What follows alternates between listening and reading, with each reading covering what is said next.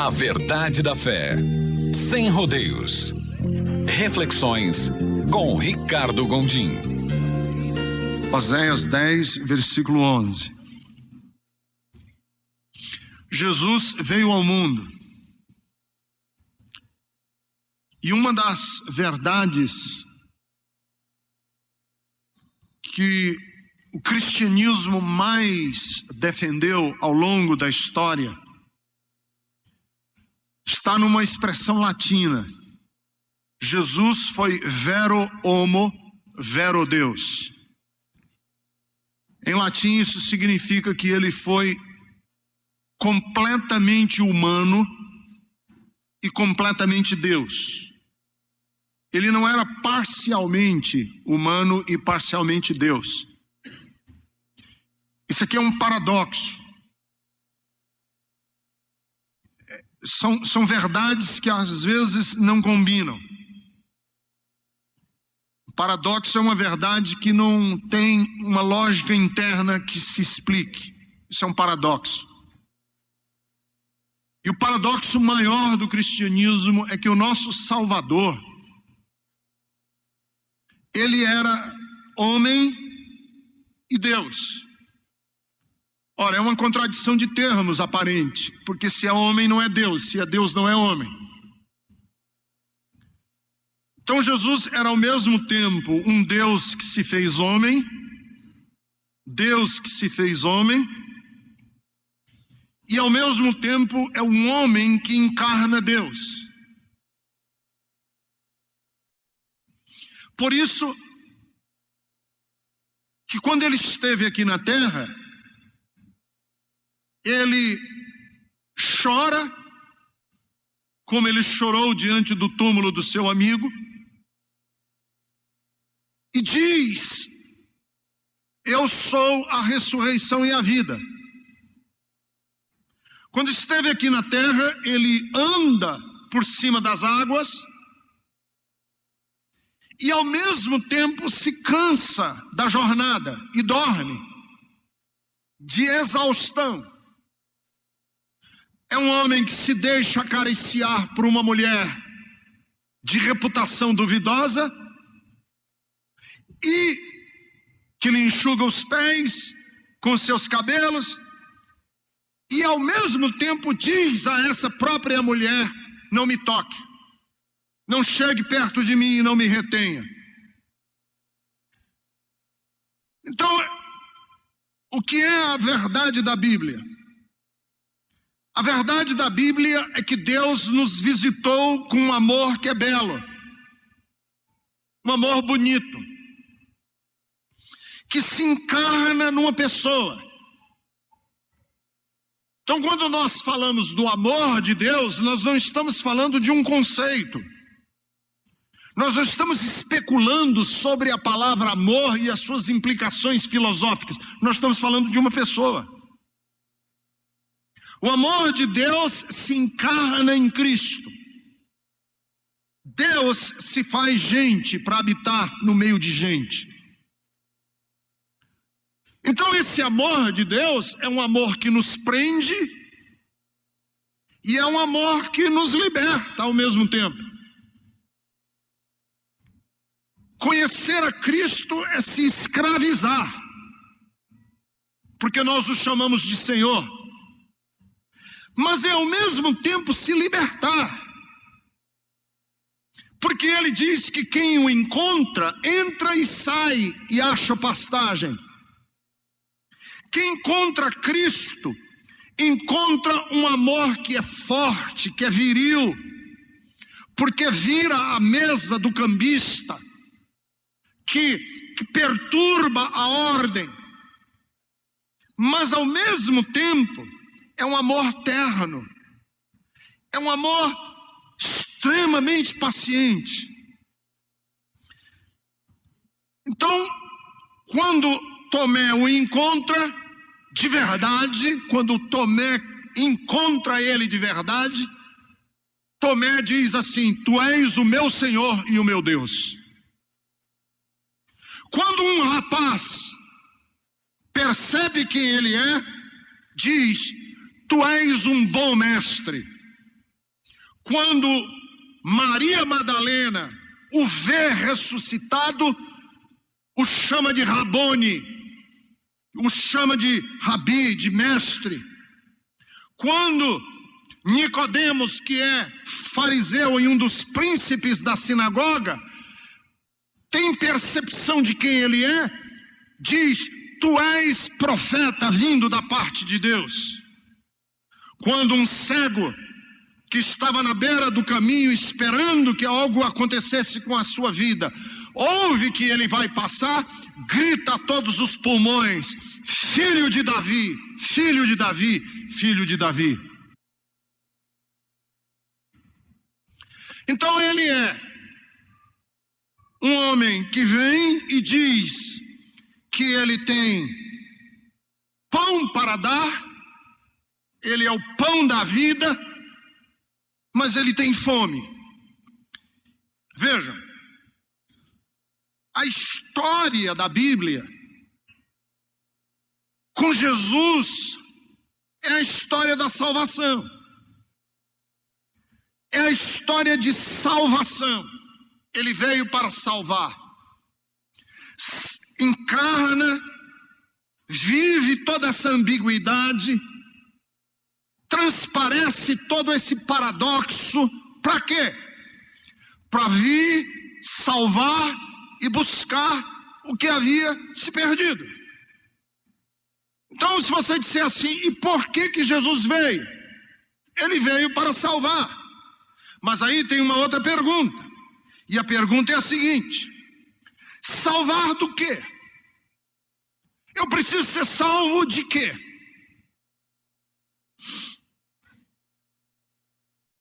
O que significa ser salvo? Jesus é Salvador. Vem ao mundo encarnar toda essa complexidade. Para quê? Salvar do quê? O que significa essa palavra salvação? Quando eu leio a Bíblia, quanto mais eu leio a Bíblia, mais eu percebo que a salvação de que a Bíblia fala não é do inferno. Esse inferno que se pintou na Idade Média, de fogo, de enxofre, pegando fogo, e as pessoas queimando lá por toda a eternidade, e vermes saindo pela pele, e o cara, e a gente, pô, eu vim aqui te tirar desse lugar horroroso, e a pessoa, eu quero. Eu acho que não é isso. Eu acho que tem uma salvação que Jesus quer salvar, que por incrível que pareça, é ainda mais crucial do que você escapar do fogo eterno que queima para sempre. Por exemplo, eu acho que Jesus veio nos salvar, por exemplo, em Mateus 1:21, de nós mesmos. Eu ser salvo de mim mesmo. Como se Deus dissesse assim: Ricardo, eu vou mandar uma expedição celestial, meu filho vai encarnar, vai haver todo um projeto. Para quê, Deus? Para você ser salvo de você mesmo. Salvo do seu pecado interno. Isso aqui não é importante? Diga para mim se não é importante eu ser salvo do meu pecado interno. De mim mesmo. Mateus 1:21, ele dará à luz um filho. E ele será chamado Jesus, porque ele salvará o povo do pecado deles. Entenderam? Vão ser salvos do pecado deles, de você mesmo. Com todos os jogos que você tem na sua mente, com todas as arapucas que você já criou na sua história, com todos os enganos, disfarces, máscaras, você vai ser salvo de você mesmo.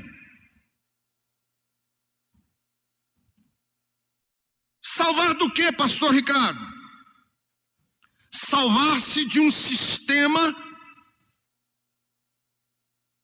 de uma estrutura, salvar-se de uma ambiência, de uma cultura de morte, de uma lógica perversa. Do que eu preciso ser salvo? Eu preciso ser salvo das lógicas perversas que me rodeiam. Existem lógicas que são perversas e que são dissimuladas e que são mentirosas e que cabem na lógica da serpente, na lógica do enganador. Eu ser salvo dessas lógicas. Isso é de uma importância tremenda, porque está escrito, quando Pedro prega o seu sermão no dia de Pentecoste, a multidão está lá reunida, porque o Espírito Santo desceu de uma forma poderosa sobre todos, e Pedro levanta-se e diz assim: salvem-se desta geração perversa e corrompida. Salvem-se dessa geração. Saia dessa lógica. É isso. Cria uma outra lógica na cabeça de vocês, porque essa lógica está matando com você, com a sua família, com seus filhos, está matando com o seu interior, está matando com a sua saúde mental. Saia dessa lógica. Você precisa ser salvo.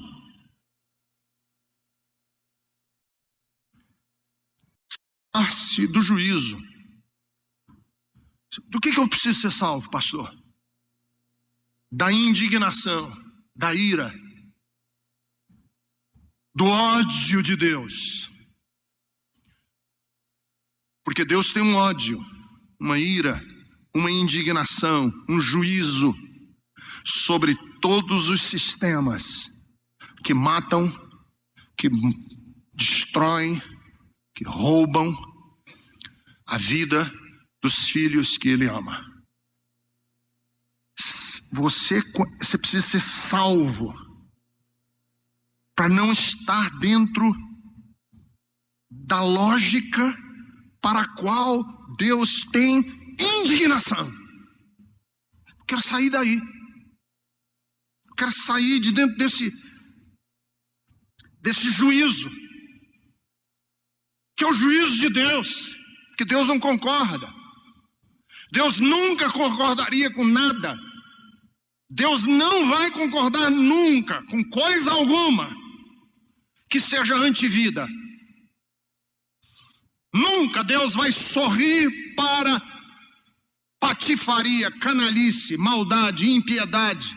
Nunca. Como agora justificados pelo seu sangue, muito ainda agora, por meio desse sangue, Paulo escreveu aos Romanos 5:9, por meio deste sangue, nós sejamos salvos da ira de Deus. Porque há uma ira de Deus, uma indignação de Deus contra tudo aquilo que conspira contra a vida. E aqui no capítulo 10 de Oséias, nós temos um conceito de salvação que muitas vezes não é muito elaborado por nós.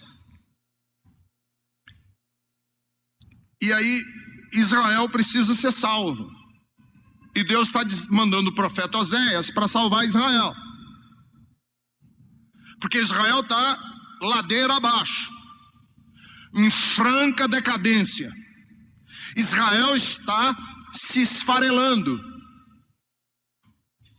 O Israel do norte vai ser invadido pela Síria e vai se acabar.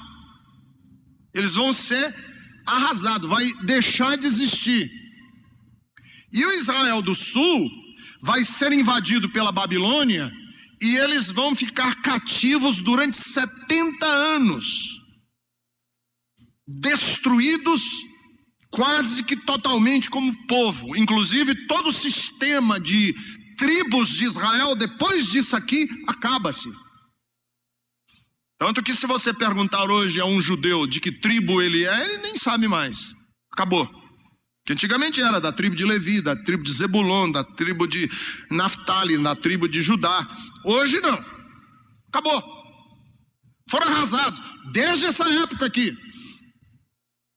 Desde essa época. Israel acabou-se como nação. O templo foi destruído.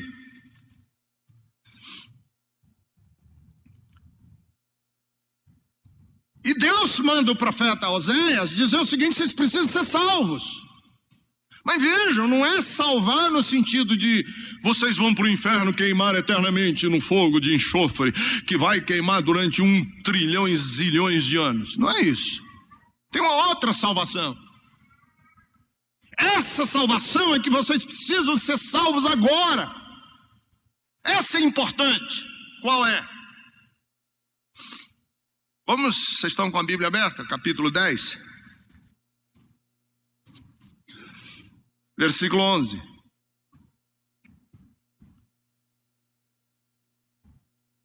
Vocês precisam ser salvos de cumprir mandamentos, de praticarem religião, por servilismo, não por convicção. Servilismo, sabe o que é servilismo? Servilismo é ter um coração servil. Sim, senhor. Sim, senhor. Tem que fazer? Ótimo, eu faço. E aí no versículo 11, Deus diz isso para Israel: vocês precisam ser salvos disso. Efraim era bezerra treinada. Sabe o que é um bezerro treinado? Bezerro treinado é o bezerro que quando chacoalha, quando aperta uma campainha, ele sabe qual é a hora de comer. Ele sabe qual é a hora do coxo.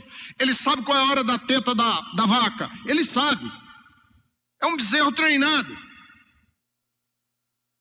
Aí Deus, e aí o profeta fala numa linguagem irônica, porque é uma bezerra treinada e gostava muito de trilhar, andar sempre pelo mesmo caminhozinho, eu vou colocar um jugo sobre o seu belo pescoço.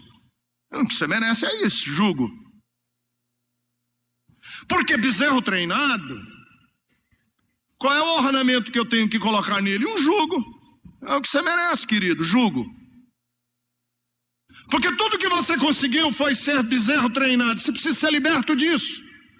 Você precisa ser salvo dessa lógica religiosa, dessa lógica humana. Sabe por quê? Porque para sobreviver, a gente aprende até a obedecer. Para sobreviver, a gente aprende a cumprir mandamentos. Para sobreviver, a gente aprende a permanecer legalzinho. O que se exige de mim? É isso? Eu faço. A gente aprende tudo na vida a ser politicamente correto. A gente aprende a não balançar o barco para não entrar água. A gente aprende a não despentear o cabelo para parecer arrumadinho. A gente aprende a não bagunçar as salas. A gente aprende a dizer as nossas preces de acordo com o manual. A gente aprende a se comportar. O que você quer que eu faça? Eu faço. O que você exige de mim? Eu faço, eu cumpro. E Deus disse: olha o que Israel fez. Por onde que Israel entrou? Israel entrou pelo caminho em que eles fazem como o bezerro treinado está fazendo. E quem obedece e faz igual a bezerro treinado, merece jugo. Merece o quê? Merece o que se coloca nas costas do jugo. É aquela canga, é aquela coisa de madeira que coloca nas costas do bezerro. É isso que você merece. É isso que você quer da vida. E você precisa ser salvo disto. Você precisa ser tirado dessa lógica numa relação com Deus, principalmente. Porque o que Deus quer não é que nós obedeçamos. Deus quer saber quais são as motivações por debaixo das nossas obediências, dos nossos comportamentos. Não é o que eu faço, é o que faz parte do conjunto de valores da minha vida para eu fazer o que eu faço. Isso aqui é importante.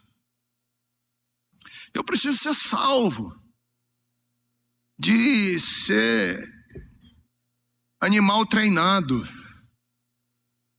E o evangelho não treina animais.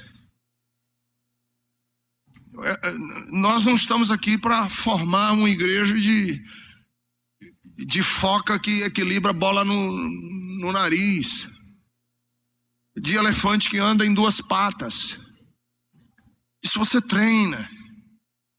De ratinho de laboratório que aperta a alavanquinha na hora de receber a comida na hora certa. Você treina, você faz isso.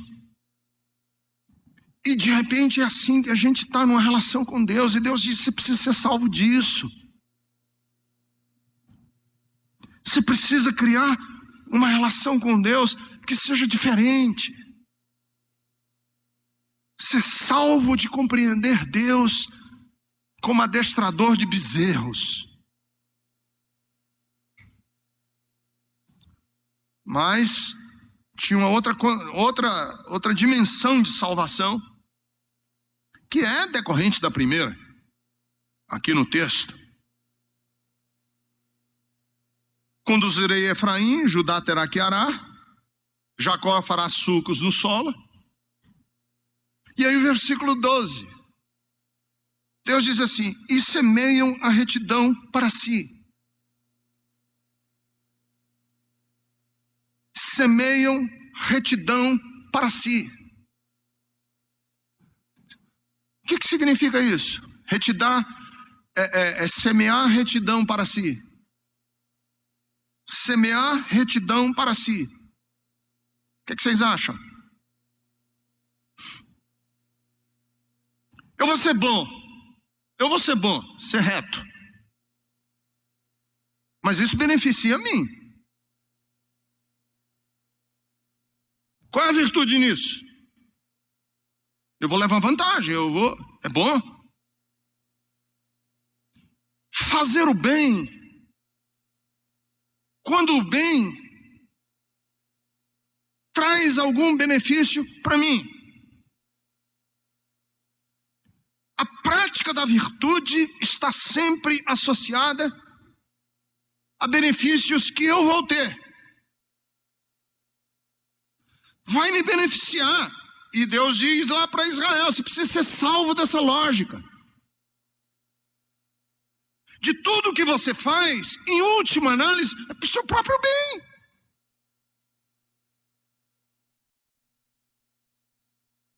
Tudo que você faz na vida, em última análise, Israel, não tem valor nenhum. Porque se eu faço para o meu próprio bem, isso não é virtude, isso é interesse, é esperteza. Se eu faço para o meu próprio bem, é esperteza. Eu estou me beneficiando, estou me ajudando, estou investindo em mim mesmo.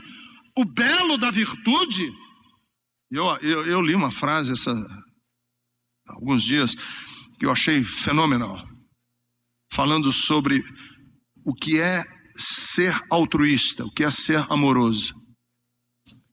E aí a pessoa dizia assim: altruísmo, bondade, virtude é o cego que acende uma luz para que outros vejam. Achei lindo isso. Porque eu entrar numa sala, eu ser cego, tá acesa a luz ou tá apagada? Acende a luz, não vai me beneficiar em nada. Eu sou cego.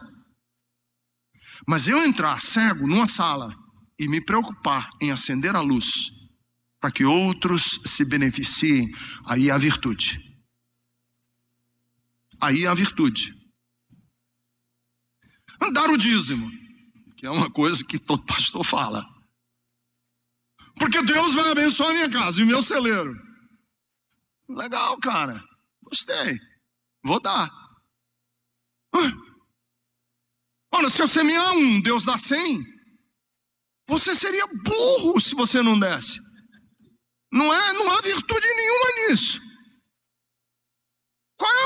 Qual é a virtude? Agora eu quero ver você dizer assim, não, eu vou continuar dando. Eu, pastor Ricardo, dizia assim, olha, não é preciso dar o dízimo. Não é obrigado a dar o dízimo.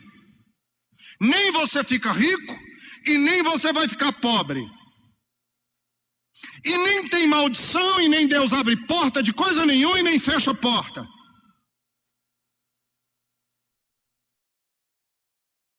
Eu não tenho nada, eu digo nada. 0. Porque o dízimo está no Antigo Testamento e no Novo Testamento ninguém é obrigado a fazer nada. Se não fizer por amor, Deus não recebe. Deus ama o que dá com alegria. Aí você disse assim, pastor, mas eu quero continuar dando. Porque do meu coração é um propósito que eu tenho com Deus, de vida, de estruturação da minha história. Eu entendo que eu quero fazer. Posso? Amém. Agora o cara, é? Quer dizer que não tem vantagem nenhuma? Para que eu vou dar? Para que eu vou acender a luz se eu sou cego? Para que eu vou baixar o volume se eu sou surdo? A vantagem da virtude é quando ela é praticada sem nenhuma amarra por detrás. E Deus está dizendo para Israel, Israel, você me obedece? Israel, você é meu filho?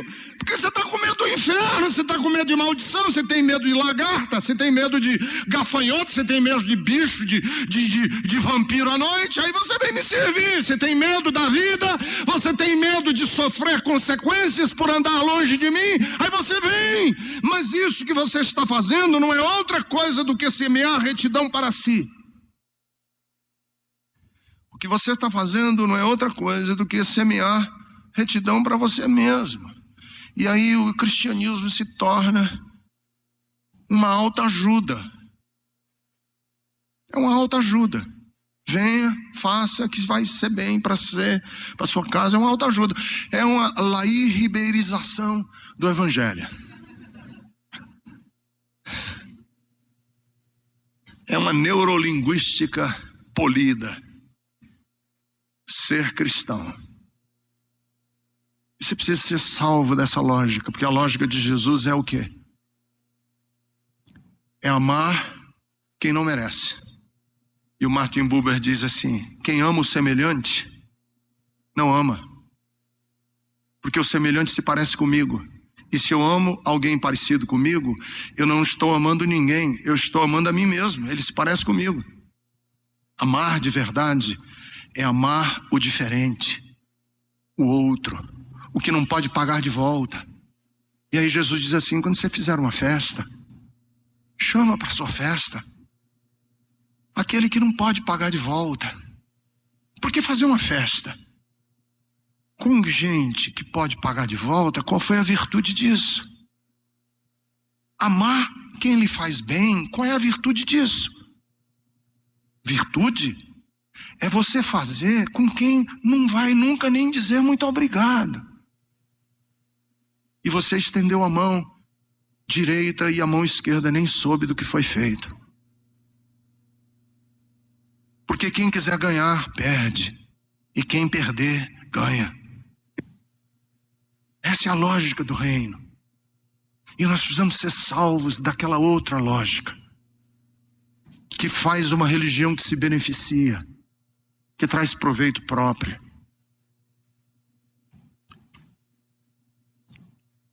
E a terceira coisa que Jesus fala, ou que Oséias fala, que tem tudo a ver com a mensagem da salvação, e que eles precisam ser salvos, e que todos precisam ser salvos, é ser salvo de confiar em mim mesmo.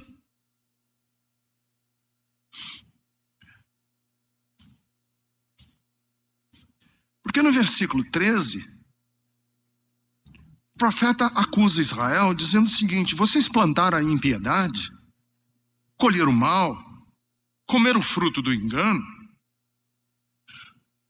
Por quê? Porque vocês confiaram em vocês mesmos. E aí tem essa coisa da arrogância que eu venho batendo nessa tecla. Eu concordo com a Bíblia em muitas coisas. Devia concordar com tudo, né? Mas eu concordo com a Bíblia quando ela diz assim: não existe homem que não seja vaidoso.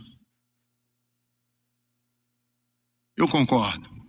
Não existe ser humano que não seja vaidoso. E aí eu posso fazer uma outra ilação aqui. Não existe ser humano que não seja orgulhoso. E orgulho no sentido pejorativo da palavra. Que é essa coisa de confiar em mim mesmo. De me achar suficiente em mim mesmo. Eu não preciso de ninguém. E orgulho é uma erva daninha que cresce dentro de todas as pessoas, sem ser semeada. Vocês sabem que erva daninha, mato, cresce sem ser semeado. E que brota nas mínimas trincas do nosso ser. Vocês sabem que erva daninha, mato, cresce na trinca do cimento. Cresce às vezes na trinca de concreto armado. Cresce aquele mato. Isso é o orgulho. É igualzinho. Cresce dentro da gente sem ser semeado. Cresce nessas trincas do nosso ser. E não precisa de solo fértil. Não precisa de solo fértil. Mato não precisa de solo fértil. Então, aparentemente, mato, erva daninha, é uma coisa fenomenal. Mas é como orgulho. Cresce, se enraiza em lugares que você nunca imagina, só tem um pequeno problema. E o problema do mato, da erva daninha, é que ela se alimenta da bondade. Se alimenta, a seiva da erva daninha no ser humano é a nossa bondade. É o que alimenta esse mato do orgulho. E a Bíblia, quando diz assim, você precisa ser salvo, do que a Bíblia fala? Fala desta impiedade que nasce dentro da gente, fruto da nossa soberba, da nossa arrogância, da nossa autossuficiência. Por isso é que Neemias, no capítulo 9, versículo 16, depois que Israel caiu, depois que Israel foi uma retumbante tragédia, depois de tudo isso, Neemias olha para Israel e diz assim: foi a arrogância do povo que levou o povo a se esquecer do livramento de Deus. Por isso é que nos Salmos, capítulo 10, versículo 4, a Bíblia Sagrada diz que presunção é aquilo que faz o homem ou a mulher achar que Deus não tem lugar no seu coração. Não há lugar de Deus na minha vida por causa da minha presunção. A Bíblia Sagrada diz em Provérbios 13, versículo 10, orgulho gera briga, discussão, orgulho gera mal-estar entre as pessoas, orgulho. Soberba, a Bíblia Sagrada diz no versículo 3 do profeta Obadias, a Bíblia Sagrada diz: soberba causa tropeços e faz com que a pessoa se engane com facilidade. Soberba.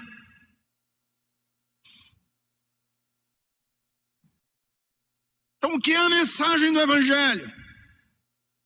A mensagem do Evangelho é: amigo, você é vaidade. Você é nada. A petulância do petulante cai por terra. A Bíblia diz: ele vai abater os exaltados. O orgulho e a soberba de quem não olha para o outro, isso vai cair. Porque a Bíblia Sagrada diz que ele exalta o humilhado e humilha o exaltado. As nossas relações com Deus, elas são relações em que nós nos aproximamos dizendo: Deus, tem misericórdia, eu sou noviço na arte de viver. Sou noviço, eu tropeço, eu faço bobagem, eu penso besteira. Eu quero acertar. E aí vem uma voz lá dos quintos do inferno, do diabo, dizendo assim: mas você não merece ser reincidente. E aí a gente olha para Deus e diz: eu sei, Senhor, que sou, mas tu conheces a minha estrutura e sabes que sou pó.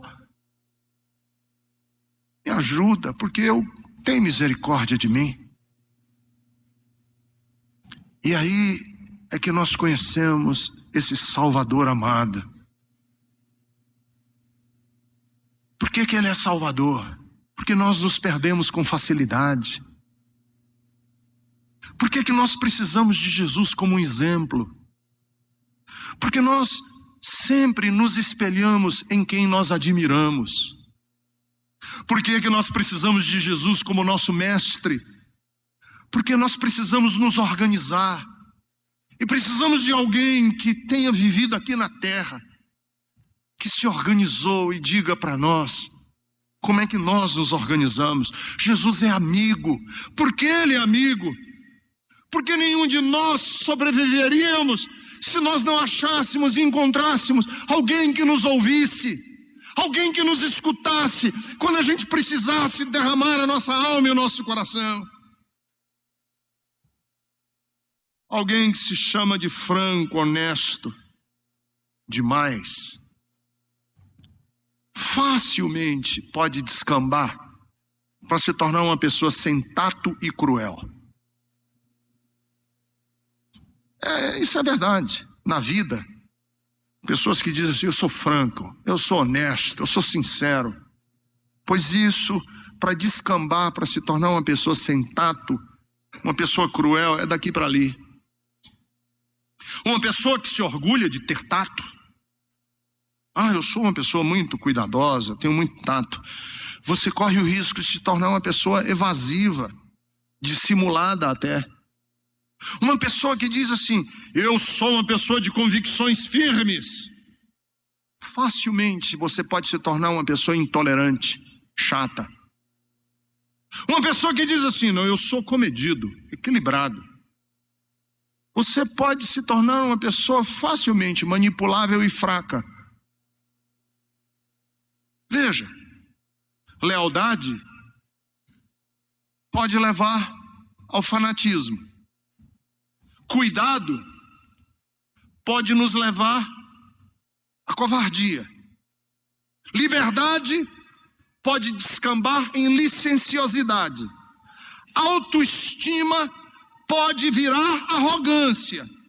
Humildade pode virar sujeição. E aí nós dizemos: Deus, é muito complicado viver, eu preciso de Ti. E eu estou te pedindo misericórdia, acompanha-me. Por quê? Porque nós precisamos ser salvos das consequências dos nossos atos. Veja o que diz no texto: o fragor da batalha se levantará contra vocês, o versículo 14, de maneira que todas as fortalezas serão devastadas, mães serão pisadas e estraçalhadas. Deus está dizendo: veja o que vai acontecer com Israel. A linguagem chega a ser forte até demais. Do jeito como Salmão devastou um lugar chamado Bet Arbel no dia da batalha, vai acontecer com Israel. E aconteceu. O rei da Síria entrou em Israel sem clemência, destruiu com tudo. E Deus está dizendo: amigos, presta atenção no que vocês estão fazendo. Eu sou responsável pelos meus atos, mas eu não tenho controle e nem responsabilidade sobre as consequências dos meus atos. Ninguém tem. Nem bons nem ruins. Eu sou responsável pelo que faço. Uma vez feito, as marolas, as reverberações, os efeitos, as consequências, aí você não tem mais o controle.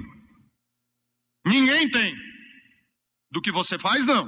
Nem de bom nem de ruim. Eu faço uma coisa boa e aí ela vai criando ondas e ondas, e o que vai acontecer lá na frente eu não tenho mais o controle, perdi. Eu faço uma coisa ruim, aquilo que eu faço de ruim vai se multiplicando e eu não tenho mais o controle. Eu tenho lá o que fiz, mas depois não tenho mais o controle. E aí o que Deus está dizendo para Israel é isso.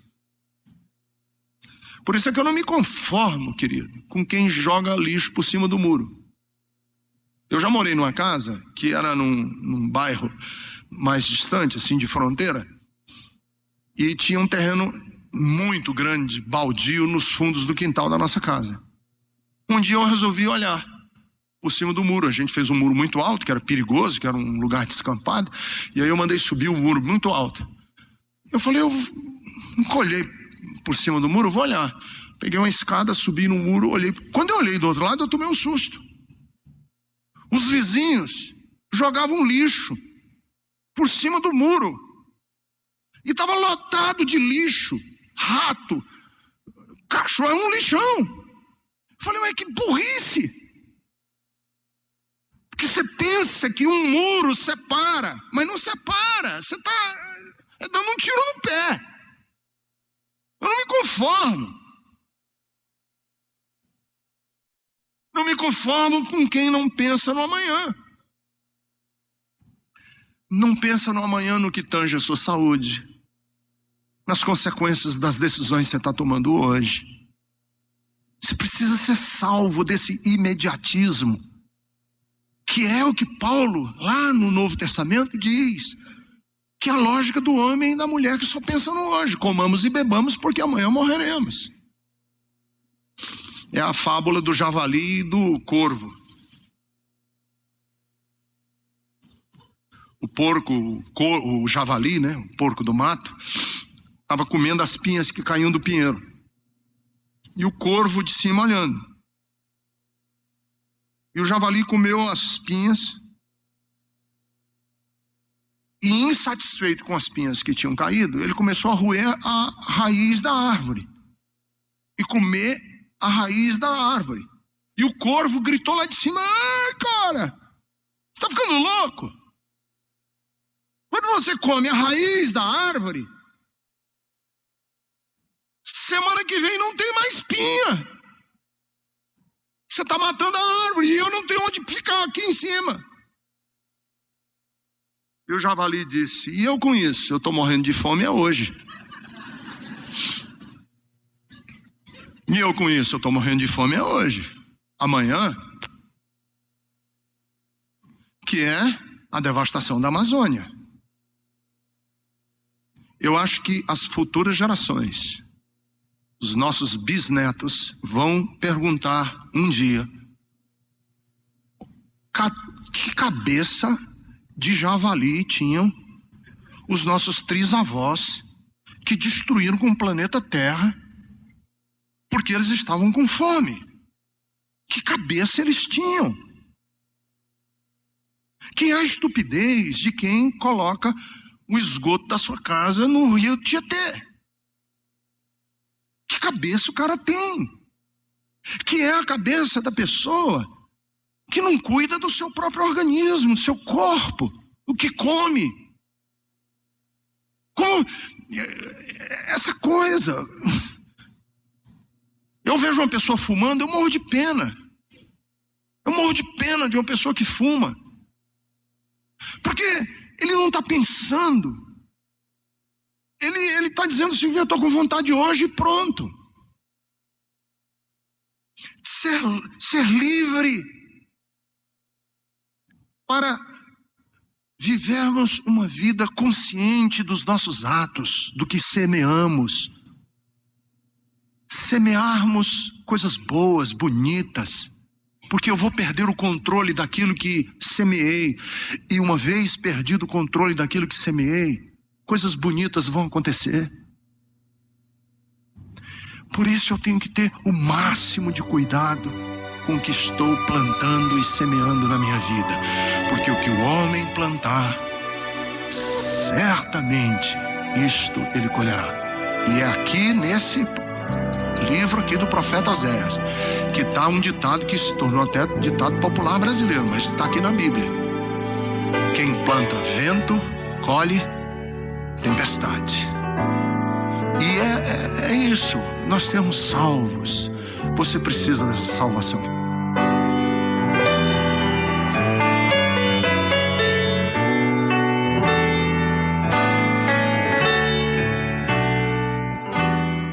Pai bendito, que esta graça que temos experimentado a cada dia possa de alguma maneira envolver a cada uma das pessoas que estão sintonizadas aqui com esta programação, ouviram esta reflexão. Pessoas foram impactadas por Ti, foram nesse exato instante visitadas pela Sua presença, tiveram a percepção de que é o Senhor falando com elas. Que possam assim desfrutar dessa graça e serem movidas pelo Seu amor. É em nome de Jesus que oramos. Amém.